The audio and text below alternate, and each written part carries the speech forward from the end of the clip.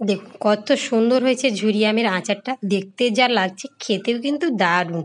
নমস্কার বন্ধুরা, এসবি কুগন ব্লগে আপনাদের সবাইকে স্বাগত জানাই। আশা করি আপনারা যে যেখান থেকে আমার ভিডিওটা দেখছেন সবাই ভালো আছেন ও সুস্থ আছেন। আজকে আমি বাতাসে পড়ে যাওয়া গাছ থেকে যে ছোট আমগুলো হয় সেগুলো আমরা ফেলে দিই, সেই আম দিয়ে আজকে আমি একদম ঝুরি ঝুরি আচার বানিয়ে দেখাবো। এটা সত্যি খেতে দারুণ লাগে, গরমে দুপুরবেলায় বসে কিংবা ভাতের সাথে খেতে অসাধারণ লাগে। তাই আমি বেশ কয়েকটা আম বাগান থেকে কুড়িয়ে এনেছি। দেখুন একদম ছোটো ছোটো, খুব বেশি বড় না আর খুব বেশি ছোট না, একদম ছোটো নেওয়া যাবে না আর একদম বড় না, মাঝারি ধরনের আমটা আমি কুড়িয়ে এনেছি বাগান থেকে। সেগুলোকে ধুয়ে কেটে পরিষ্কার করে নিচ্ছি। খোসাটাকে একটু ডিপ করে ছাড়িয়ে নিতে হবে যাতে কোনো রকমভাবে সবুজ খোসাটা না থাকে। আমি খুব ভালো করে এটাকে ছাড়িয়ে নেব। আমরা ছোট্টবেলায় এই আমগুলোকে বাগান থেকে কুড়িয়ে এনে লবণ আর লঙ্কা মাখিয়ে রোদ্রে দিয়ে তারপরে বিকেলবেলা খেতাম, জাস্ট ফাটাফাটি লাগতো। কারা কারা ছোটোবেলায় এইভাবে আম কুড়িয়ে খেতেন সেটা একটু কমেন্ট করে জানাবেন। আমি সব আমগুলোকে খোসা ছাড়িয়ে নিয়েছি, এবার একটু ঝুরি ঝুরি করে কেটে নিচ্ছি। আপনারা চাইলে এটাকে গ্রেটার দিয়েও গ্রেট করে নিতে পারেন। আমি এটাকে একদম মিহি করে ঝুরি ঝুরি করে নেব। আলু ভাজা যেমন বানাই তার থেকেও কিন্তু এটাকে আরও ঝিরি ঝিরি করে কেটে নিতে হবে, তবে কিন্তু আচারটা খেতে ভালো লাগবে। অনেকে হয়তো ভাবছেন এইভাবে কাটলে আমটা হয়তো গলে যাবে, একদমই না। আমটা যেমন কাটবেন সেইভাবেই কিন্তু থাকবে, একটুও গলে যাবে না। চলুন কিভাবে বানাচ্ছি পুরো ভিডিওটা আপনারা না টেনে দেখতে থাকুন, আশা করি খুবই ভালো লাগবে। আর যদি ভালো লাগে ভিডিওটাকে একটা লাইক করে এগিয়ে নিয়ে যেতে সাহায্য করবেন। আপনাদের একটা লাইক কিন্তু আমাদের ভিডিও বানাতে অনেকটাই উৎসাহ যোগায়। আর আমার চ্যানেলে নতুন বন্ধু হলে চ্যানেলটাকে অবশ্যই সাবস্ক্রাইব করে পাশে থাকা বেল নোটিফিকেশানটি অন করে দেবেন, যাতে আমি যে ভিডিওগুলো আপলোড করব সেগুলো সবার আগে তোমাদের কাছে পৌঁছে যাবে।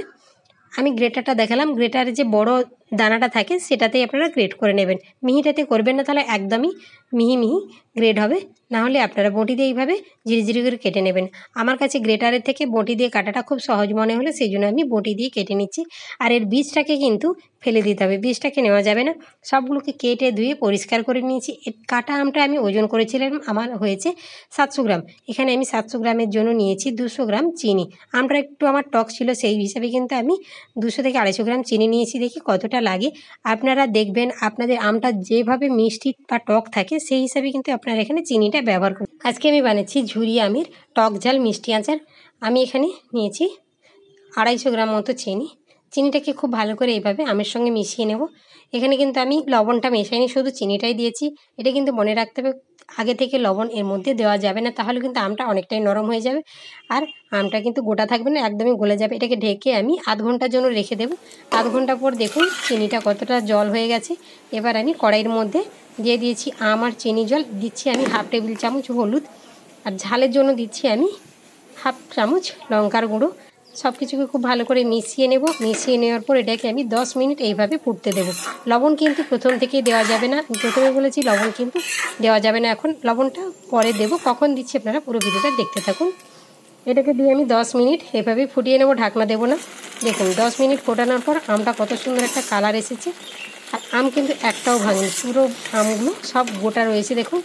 এবার আমি এর মধ্যে মেশাবো লবণ। লবণটা প্রথম থেকে দিলে আমটা কিন্তু গলে যাবে, এইভাবে কিন্তু আর গোটা গোটা থাকবে না। পরিমাণ মতো দিয়ে দিলাম আমি লবণ। লবণ দেওয়ার পর এটাকে আমি আবারও বেশ খানিক সময় ফুটিয়ে নেব। আঁচটাকে কিন্তু লোতে রেখেই কিন্তু এই কাজটা করতে হবে, একদম হাইতে দিয়ে এই আঁচটা বানানো যাবে, তাহলে আঁচটা খুব তাড়াতাড়ি ড্রাই হয়ে যাবে, একদম আর নরম ভাবটা থাকবে না।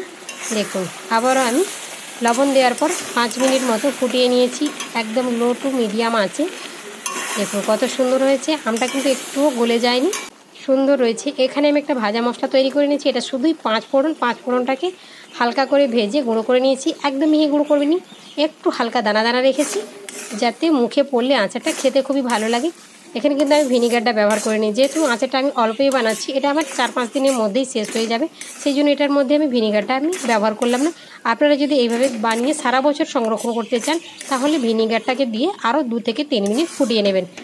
যেমন আচার বানাবেন সেই আচার হিসেবেই কিন্তু আপনাদের ভিনিগার দিতে হবে। ভিনিগার দেওয়ার পর 3 থেকে 4 মিনিট ভালো করে ফুটিয়ে নিতে হবে। ফুটিয়ে নেওয়ার পর নামিয়ে নিতে হবে। দেখুন এটা আমি ঠান্ডা করে নেব, একদম কত সুন্দর হয়ে গেছে দেখুন। এর মধ্যে কিন্তু আঠালো আঠালো ভাবটা যখন আসবে তখন কিন্তু এটাকে বন্ধ করে দিতে হবে, দিয়ে এটাকে একদম ঠান্ডা করে বয়ামে ভরবেন, গরম অবস্থায় বয়ামে ভরবেন না। দেখুন একটা আম কিন্তু ভেঙে যায়নি, কত সুন্দর লাগছে দেখতে। আমার এই রেসিপিটা যদি ভালো লাগে বেশি বেশি করে শেয়ার করবেন আর লাইক করবেন। দেখা হচ্ছে পরের ভিডিওতে। ততক্ষণ সবাই ভালো থাকুন, সুস্থ থাকুন। আর এই গরমে প্রচুর প্রচুর আচার বানিয়ে আপনারা বাড়িতে খান, খেয়ে কমেন্ট করে জানান কেমন হয়েছে। তাহলে আজকের ভিডিওটা এই পর্যন্ত, দেখা হবে পরের ভিডিওতে।